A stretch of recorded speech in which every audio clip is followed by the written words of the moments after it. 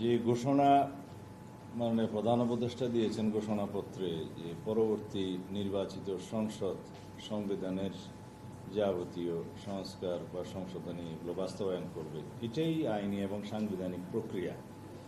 এর বাইরে অন্য কোনো প্রক্রিয়ার কথা আমাদের জানা নেই।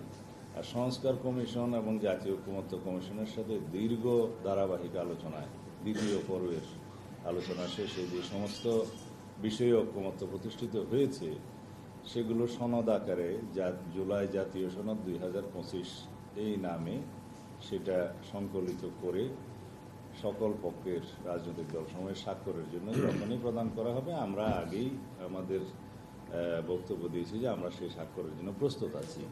এবং সেটা বাস্তবায়নের প্রক্রিয়া নিয়ে অনেকেই বিভিন্ন রকমের বক্তব্য দিতে পারে, সেগুলো নিয়ে আলোচনা হতে পারে। তবে মাননীয় প্রধান উপদেষ্টা ঘোষণাপত্রের মধ্যে যেটা উল্লেখ করেছেন এটাই হচ্ছে একমাত্র বৈধ প্রক্রিয়া।